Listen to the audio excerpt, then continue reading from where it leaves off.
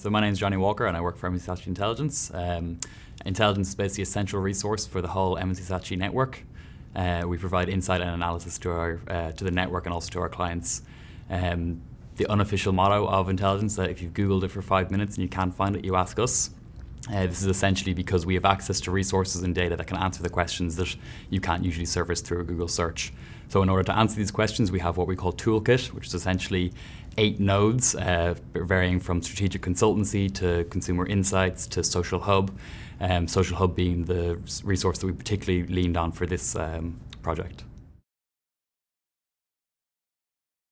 So every single day, millions upon millions of conversations happen online. This could be likes, it could be tweets, it could be actual conversations happening on Facebook, Twitter, Instagram, etc.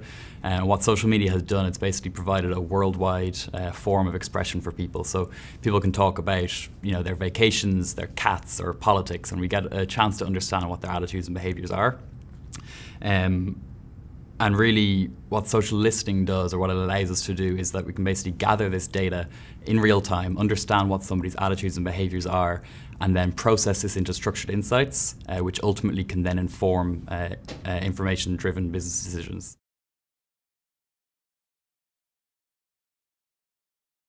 So in my presentation as well, and in the slides that you can see on the website, I spoke about some of the key recommendations if you are conducting one of these social listening exercises yourself.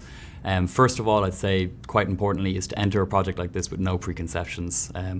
All too often, you can go into one of these sort of social listening projects thinking what you know you're going to find, and when you actually see the results, it turns out that what you thought was important is actually 2% of the results, and actually the much bigger learning is somewhere else. So just go in with an open mind.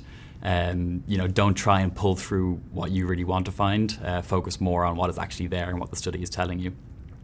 Secondly, I would say just make sure that the sample size is large enough. This is the same in traditional research, and this kind of carries through into social listening as well. There's absolutely no point in making a decision based off of 50 posts that somebody said, when in fact, if you expand your date range a little bit or change your study slightly, you'll be able to get a much better sample size and then therefore a much more representative sample. And finally, I just say be curious and ultimately ask why whenever you can. So if you're doing a study over time and you see that there are different spikes, dig into those spikes. The real value of social listening is that you really can get under the skin of everything. So make sure that you just ask questions every time. If you see a spike somewhere, dig into it, see why it happened. If it's an anomaly, that's fine. There's probably learning in it. And just, really do just dig in.